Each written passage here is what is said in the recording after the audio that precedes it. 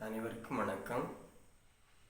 தந்தையாகிய கடவுளின் திருவுளத்தின்படி ஆண்டவராகிய இயேசு கிறிஸ்துவுக்கு கீழ்ப்படியவும், அவருடைய பரிசுத்த இரத்தத்தினால் தூய்மையாக்கப்படவும், தூய ஆவியினால் இறைமக்களாக தெரிந்து கொள்ளப்பட்டு உண்மையையும் அன்பையும் கொண்டு வாழும் உங்கள் ஒவ்வொருவருக்கும் தந்தையாகிய கடவுளிடமிருந்தும் ஆண்டவராகிய இயேசு கிறிஸ்துவிடமிருந்தும் வரும் அருளும் சமாதானமும் உண்டாவதாக. கிறிஸ்து இயேசுவுக்குள் பிரியமான சகோதர சகோதரிகளே, இன்றைய நாளில் நாம் தியானிக்கும்படியாக தூய பவுல் எபேசியருக்கு எழுதிய திருமுகம் 1 அதிகாரம் 4வது இறைவார்த்தையை நாம் தியானிக்க இருக்கின்றோம். நாம் தூயோராகவும் மாசற்றோராகவும் தம் திருமுன் விளங்கும்படி உலகம் தோன்றுவதற்கு முன்பே கிறிஸ்து இயேசு வழியாக கடவுள் நம்மை தேர்ந்து கொண்டார். பாருங்கள், நாம் தூயோராகவும் மாசற்றோராகவும் தம் திருமுன் விளங்கும்படி உலகம் தோன்றுவதற்கு முன்பே கிறிஸ்து இயேசு வழியாக கடவுள் நம்மை தேர்ந்து கொண்டார். நாம் எப்படி விளங்க வேண்டுமா? தூயவர்களாகவும் மாசற்றவர்களாகவும் விளங்க வேண்டும். இங்கே கடவுளுக்கு முன்பதாக தம் திருமுன் விளங்கும்படி, கடவுளுக்கு முன்பதாக நாம் தூயவர்களாக சிறந்தவர்களாக விளங்க வேண்டும் என்று கடவுள் நம்மை தேர்ந்தெடுத்திருக்கிறார். உலகத்திற்கு முன்பதாக தூயவர்களாக வாழ்வதற்கு அல்ல. உலகத்திற்கு முன்பாக நாம் எல்லோரும் பல நேரங்களில் நல்லவர்களாகத்தான் வாழ்ந்து கொண்டிருக்கிறோம். உலகத்திற்கு முன்பதாக பார்க்கிற பொழுது சில தவறுகளை செய்தாலும் சில குற்றங்களை செய்தாலும் மற்றவர்களை பெரிதாக காயப்படுத்தாத வரைக்கும் அது தவறு என்று யாருமே சொல்வதில்லை. பொதுவாக ஒரு மது அருந்தக்கூடிய ஒரு மனிதன் தன் குடும்பத்திற்கு தீமை விளைவிக்காமல், இந்த சமூகத்திற்கு தீமை விளைவிக்காமல், இரவு நேரத்தில் தூங்க போகின்ற பொழுது ஒரு மது அருந்திவிட்டு உணவருந்தி அப்படியே உறங்கிவிட்டால் அவனை பாவி என்றோ குற்றப்படுத்தி யாரும் சொல்ல மாட்டார்கள். அவன் சிறந்தவன், நல்ல மனிதன் என்று சொல்வார்கள். தீய வார்த்தைகளை, கோபப்படுகிற பொழுது தீய வார்த்தைகளை பேசாத மனிதர்கள், அல்லது புகைப்பிடிக்கிறது போன்ற பழக்கம் இல்லாத மனிதர்கள், இவர்களெல்லாம் பார்த்து நல்லவர்கள் என்றுதான் உலகம் சொல்லி கொண்டிருக்கிறது. ஆனால் கடவுளுடைய பார்வையில் நாம் எப்படி இருக்கிறோம் என்பதைத்தான் இந்த வார்த்தையில் விளங்க வேண்டியிருக்கிறது.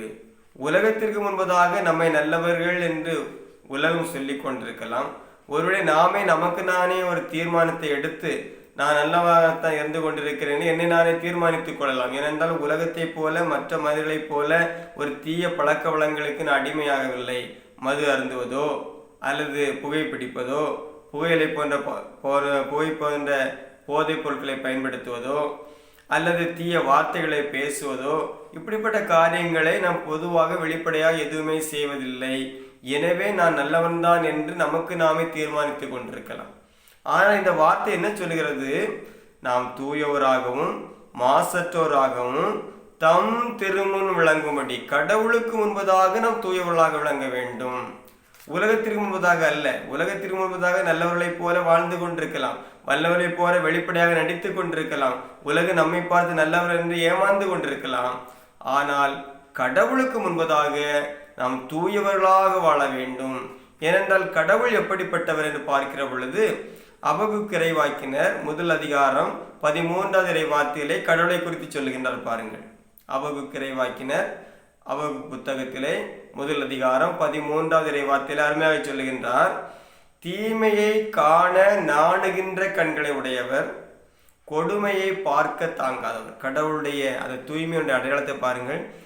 தீமையை காண நாணுகின்ற கண்கள். பாருங்கள், பாவத்தை காண்பதற்கு கூச்சப்படுகின்ற, வெட்கப்படக்கூடிய கண்களை உடைய நம்முடைய கடவுள். அவர் எத்துணை தூய்மை நிறைந்தவராக இருக்கிறார் பாருங்கள். தீமையை காண நாணுகின்ற கண்களை உடையவர், கொடுமையை பார்க்க தாங்காதவர். கொடுமையை பார்த்து கொண்டு சும்மா இருக்க முடியாது அவரால். அப்படிப்பட்ட சிறந்த பண்புள்ள ஒழுக்கமுடைய தூய கடவுளாக இருக்கின்றார். தூய்மை நிறைந்த கடவுள். அவர் பரிசுத்தமுள்ள கண்களை உடையவர், தீமையை காண்பதற்கு நாணுகின்ற கண்களை உடைய கடவுள் என்று சொல்லப்பட்டிருக்கிறது. அப்போ தீமையை காண நாணுகின்ற கடவுள் நம்மை அவருக்கு முன்பதாக தூயவர்களாக காண வேண்டும் என்று விரும்புகிற பொழுது நாம் எத்துணை நம்மை தூய்மைப்படுத்த வேண்டி இருக்கிறது என்று நாம் சிந்தித்து பார்க்க வேண்டும். கடவுள் தூய பேதுரு முதல் அதிகாரம் 15வது இறை வார்த்தையில் அவர் சொல்லுகின்றார், உங்களை படைத்தவர் தூய்மையுள்ளவராக இருப்பது போல நீங்களும் உங்கள் நடத்தையில் எல்லாம் தூயவர்களாக இருங்கள். உங்களை படைத்த கடவுள் தூயவராக இருப்பது போல நீங்களும் உங்கள் நடத்தையில் எல்லாம் தூயவர்களாக இருங்கள். ஒரு சில காரியங்களில் தூய்மையாக இருப்பதல்ல, நான் என்ன வந்தாலும் பொய் பேச மாட்டேன் ஆனால் மற்ற காரியங்களை செய்வேன், அல்லது நான் மது அருந்துவதில்லை ஆனால் மற்ற பாவங்களை செய்வேன் என்று ஏதோ ஒன்றிலாகிலும் நாம் அப்படி இருக்க முடியாது. ஏனென்றால் கடவுள் என்ன சொல்கிறார், உங்கள் நடத்தையில் எல்லாம் தூயவர்களாக இருக்கு. நம்முடைய எல்லா நடத்தைகளும் தூய்மையாக இருக்க வேண்டும். நம்முடைய நடை தூய்மையாக இருக்க வேண்டும், நம்முடைய உடைகளை தூய்மை இருக்க வேண்டும், நம்முடைய வார்த்தைகளை தூய்மை இருக்க வேண்டும், நம்முடைய சிந்தனைகளை தூய்மை இருக்க வேண்டும், நம்முடைய செயல்களை தூய்மை இருக்க வேண்டும். அப்படி ஒட்டுமொத்தமான ஒரு பரிசுத்தத்திற்குள்ளாக நாம் அனைவரும் கடந்து வர வேண்டும். சிலர் தங்களுடைய ஆடைகளை வித்தியாசமாக உடுத்தி கொண்டிருப்பார்கள், கவர்ச்சியாக உடுத்தி கொண்டிருப்பார்கள். ஆனால் அவர்கள் சொல்வார்கள், நாங்கள் இருதயத்திலே தூய்மையாகத்தான் இருக்கிறோம், நாங்கள் தூயவர்களாகத்தான் வாழ்ந்து கொண்டிருக்கிறோம், எனவே எங்கள் உடைகளுக்கும் எங்களுடைய வாழ்க்கை சம்பந்தமில்லை, உடைகளை இப்படி உடுத்தி கொண்டிருக்கிறோம், ஆனால் நாங்கள் உண்மையிலே இருதயத்திலே தூய்மை உள்ளவர்களாகத்தான் இருக்கிறோம். சிலர் சொல்வார்கள், நான் யாருக்கு எந்த வஞ்சகமும் எதுவும் நினைப்பதில்லை, ஆனால் ஆத்திரம் வருகிற பொழுது, கோபம் வந்து விடுகிற பொழுது தீய வார்த்தைகளை பேசி விடுகிறேன். அப்போ நம்மிடத்திலே அப்படிப்பட்ட ஒரு நன்மையும் குறைவுபடுகிற பொழுது, நாம் நன்மை என்று நினைக்கக்கூடிய பல காரியங்களிலே நிறைய தீமைகள் அடங்கியிருக்கிறது. நம்மை நாமே நம்முடைய குற்றங்களையும் பாவங்களையும் மறைத்து அதை நியாயப்படுத்தி பேசுகின்ற ஒரு பழக்கத்திற்கு நாம் அனைவருமே உட்பட்டிருக்கிறோம். ஆனால் கடவுள் சொல்கின்றார், உங்களை படைத்தவர் தூய்மை உள்ளவராய் இருப்பது போல நீங்களும் உங்கள் நடத்தையில் எல்லாம் தூயவர்களாக இருங்கள். நான் இதில் கொஞ்சம் அப்படி இருப்பேன், அதில் கொஞ்சம் அப்படி இருப்பேன் என்று எதுவும் நியாயப்படுத்த முடியாது. எல்லா காரியங்களிலும் நம்மை தூய்மைப்படுத்தி கொள்வதற்கு நாம் முன் வர வேண்டும். அப்போ நீங்கள் தூயவர்களாகவும் மாசற்றோராகவும் தம் திருமுன் விளங்கும்படி, கடவுளை பாருங்கள், இன்று நேற்று அல்ல, நீங்கள் கிறிஸ்தவர்களாக மாறிவிட்டீர்கள் என்பதற்காகவோ, நீங்களும் நானும் கிறிஸ்தவர்களாக மாறிவிட்டோம் என்பதற்காகவோ கடவுள் நம்மை தேர்ந்து கொள்ளவில்லை. உலகம் தோன்றுவதற்கு முன்பே கடவுள் மனுக்குலத்தின் மீது ஒரு தீர்மானத்தை வைத்திருக்கிறார், ஒரு திட்டத்தை வைத்திருக்கிறார். அந்த திட்டத்தின்படி கடவுள் நம்மை தேர்ந்து கொண்டிருக்கிறார். உலக தோற்றத்திற்கு முன்பே, விண்ணும் மண்ணும் உருவாக்கப்படுவதற்கு முன்பே, காடுகளும் மலைகளும் கடல்களும் உருவாக்கப்படுவதற்கு முன்பே கடவுளுடைய திட்டத்தில் நீங்களும் நானும் இருக்கின்றோம். பாருங்கள், மனுக்குலத்தை கடவுள் முதலாவது ஆதாம் ஏவாளை படைத்த பொழுது ஒரு பெரிய திட்டத்தோடு கடவுள் இந்த உலகத்தில் அவர்களை படைக்கின்றார். அவர்கள் தங்களுடைய பிள்ளைகளாக இருக்க வேண்டும், கடவுள் அவர்களுக்கு தந்தையாக இருக்க வேண்டும், கடவுளுக்கு ஏற்ற விதத்திலே தூய்மையான தூய வாழ்க்கையை அவர்கள் வாழ வேண்டும் என்பதுதான் கடவுளுடைய விருப்பம். ஆனால் இந்த முதல் பெற்றோர் கடவுளுடைய வார்த்தைகளுக்கு கீழ்ப்படியாமல் கடவுளுடைய வார்த்தையின் மீது நம்பிக்கை கொள்வதற்கு பதிலாக அழகனுடைய வார்த்தைக்கு நம்பிக்கை வைத்த நிமித்தமாக இவர்கள் தவறி போனார்கள். எனவே இப்படி தவறி போன இந்த மனித குலத்தை ஆண்டவர் இயேசு கிறிஸ்துவின் மூலமாக, கடவுளுடைய மகனாகிய ஆண்டவர் இயேசு கிறிஸ்துவின் மூலமாக மீண்டும் தூய்மைப்படுத்தி அவர்களை பரிசுத்தமான வாழ்வுக்கு அழைக்க வேண்டும் என்பதுதான் கடவுளுடைய திட்டம். அதற்காகத்தான் ஆண்டவர் இயேசு கிறிஸ்துவை கடவுள் இந்த உலகத்திற்கு அனுப்பி இருக்கின்றார். 1 தெசலோனிக்கேயர் 4ஆம் அதிகாரம் 3வது இறை வார்த்தையை வாசிக்கிறோம், நீங்கள் தூயவராவதே கடவுளுடைய திருவுளம். நீங்கள் தூயவராவதே கடவுளுடைய திருவுளம். 1 தெசலோனிக்கேயர் 4:7 வாசிக்கிறோம், கடவுள் நம்மை ஒழுக்க கேட்டிற்கு அல்ல தூய வாழ்வுக்கென்று அழைத்திருக்கிறார். ஆண்டவர் இயேசு கிறிஸ்து வழியாக கடவுள் உங்களையும் என்னையும் ஒரு பரிசுத்தமான வாழ்விற்கு என்று அழைத்திருக்கிறார். பாருங்கள், நாம் தூயோராகவும் மாசற்றோராகவும் தம் திருமுன் விளங்கும்படி, கடவுளுக்கு முன்பதாக, பரிசுத்தமுள்ள கடவுளுக்கு முன்பதாக நாம் தூயவர்களாக விளங்கும்படி, உலக மக்களுக்கு முன்பதாக அல்ல. உலக மக்கள் அப்படி யாரையும் சொல்வதில்லை. அவர்களுக்கு தன்பதுக்கு முன்பாக அவர்களுக்கு தீமை செய்யாத வரைக்கும் எல்லோரையும் நல்லவர்கள் என்றுதான் உலகம் பார்த்து கொண்டிருக்கிறது. என உலகம் தரக்கூடிய ஒரு மதிப்பீட்டின் படியிலே நான் தூயவர்களாக வாழ்வது அல்ல, கடவுளுக்கு முன்பதாக தூயவர்களாக விளங்கும்படி உலகம் தோன்றுவதற்கு முன்பே கடவுள் நம்மை கிறிஸ்து இயேசு வழியாக தேர்ந்து கொண்டார். இங்கு நம்மை என்று சொல்கிற பொழுது கிறிஸ்தவ மார்க்கத்தை சார்ந்தவர்கள் மட்டும் என்று நாம் நினைத்து விடக்கூடாது. ஏனென்றால் எல்லோரும் மனம் மாற வேண்டும் என்பது கடவுளுடைய விருப்பம் என்று எழுதப்பட்டிருக்கு. எல்லோரும் மனம் மாற வேண்டும் என்பது கடவுளுடைய விருப்பம். பாருங்கள், 1 தீமோத்தேயு 2 அதிகாரம் 6வது இறை வார்த்தையை வாசிக்கிறோம். 1 தீமோத்தேயு 2:6 வாசிக்கிறோம். அனைவரின் மீட்புக்காக ஆண்டவர் இயேசு கிறிஸ்து ஈடாக தம்மை கொடுத்தார். அனைவருடைய மீட்புக்காக, உலகத்தில் உள்ள எல்லா மக்களினங்களுடைய மீட்புக்காகவும் ஆண்டவர் இயேசு கிறிஸ்து ஈடாக, அவருடைய மீட்பிற்கு ஈடாக தன்னையே பலியாக ஒப்பு கொடுத்தார் என்று எழுதப்பட்டிருக்கிறது. அப்போ எல்லோரும் மனம் மாற வேண்டும். 2 பேதுரு 3 அதிகாரம் 9 வார்த்தை, 2 பேதுரு 3 அதிகாரம் 9 வார்த்தையை வாசிக்கிறோம். அனைவரும் எல்லோரும் மனம் மாற வேண்டும் என்று கடவுள் விரும்புகின்றார். அவ ஒரு குறிப்பிட்ட மதத்தை சார்ந்தவர் மட்டுமல்ல, ஒட்டுமொத்தமான உலகத்தில் உள்ள எல்லா மக்களும் ஆண்டவர் இயேசு கிறிஸ்துவை அறிந்து கொள்ள வேண்டும், எல்லோரும் மனம் மாற வேண்டும், எல்லோரும் மீட்கப்பட வேண்டும் என்பது கடவுளுடைய திட்டம்.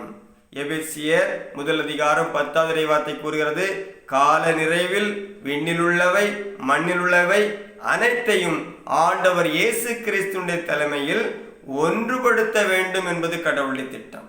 அவ விண்ணில் உள்ளவை மண்ணில் உள்ளவை அனைத்தையுமே ஆண்டவர் இயேசு கிறிஸ்து வழியாக ஒன்றுபடுத்த வேண்டும் என்கிற ஒரு மிகப்பெரிய ஒரு திட்டத்தை கடவுள் வைத்திருக்கிறார்.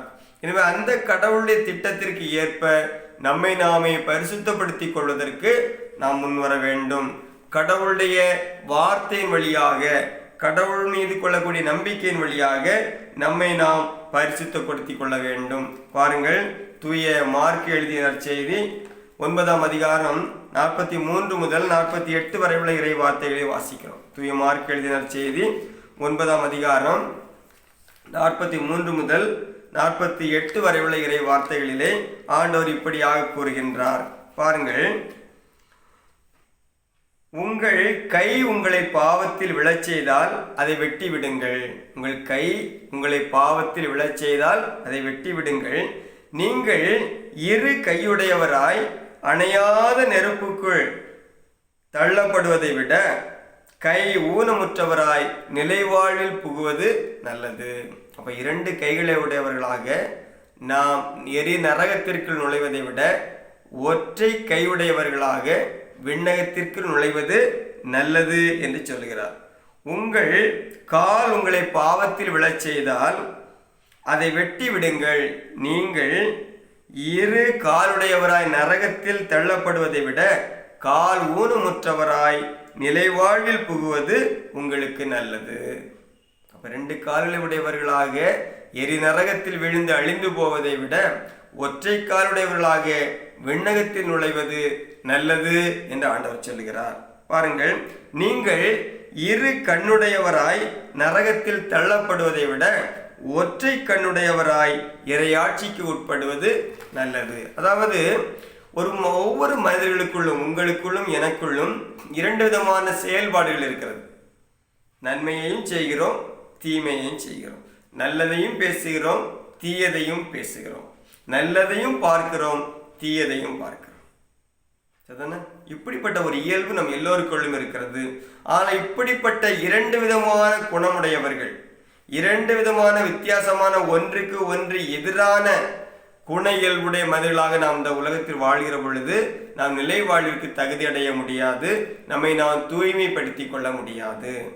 எனவே நம்முடைய கண்களையும் கால்களையும் கைகளையும் அதை ஒற்றை கண்ணுடையவர்களாக, ஒற்றை காலுடையவர்களாக, ஒற்றை கையை உடையவர்களாக நாம் மாற வேண்டும். அப்படி என்றால் அதை வெட்டி எரிந்து விடுங்கள் என்று சொல்கிற பொழுது உறுப்புகளை வெட்டி விடுவது அல்ல, அந்த உறுப்புகளுடைய அந்த செயல்பாடுகளை நாம் மாற்றிக்கொள்ள வேண்டும்.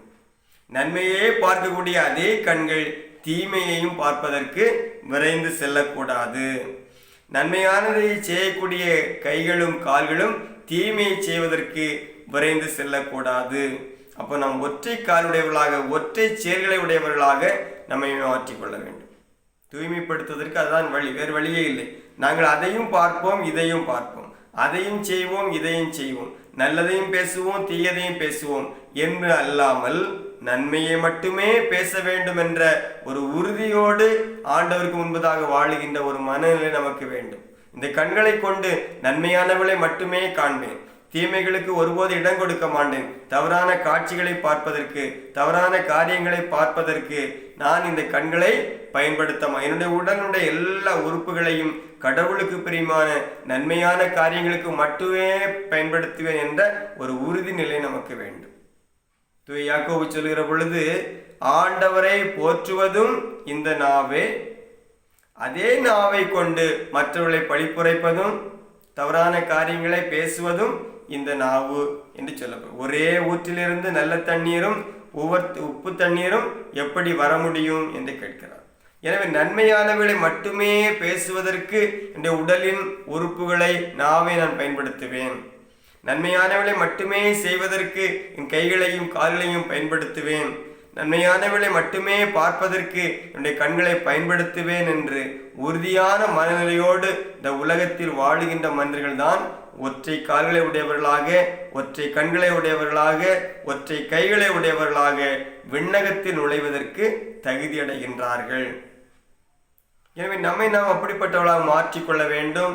அப்படி மாற்றுகின்ற பொழுதுதான் விண்ணக வாழ்வில் நாம் நுழைய முடியும், முடிவில்லாத வாழ்வை நாம் பெற்றுக்கொள்ள முடியும்.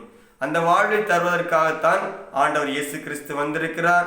இந்த இயேசு கிறிஸ்து வழியாக கடவுள் நம் ஒவ்வொருவருக்கும் அழைப்பை கொடுக்கிறார். நம் ஆண்டவர் இயேசு கிறிஸ்து இந்த உலகத்தில் வாழ்ந்த பொழுது அவருடைய பார்வை எப்படி இருந்தது, அவருடைய சிந்தனை எப்படி இருந்தது, அவருடைய செயல்கள் எப்படி இருந்தது, அவருடைய வார்த்தைகள் எப்படி இருந்தது என்று நாம் அறிந்து அதற்கு ஏற்றபடி நம்முடைய வாழ்க்கை நடத்த வேண்டும். எனவேதான் ஆண்டவர் சொல்லுகிறார், நீங்கள் என்னிடத்தில் கற்றுக்கொள்ளுங்கள்.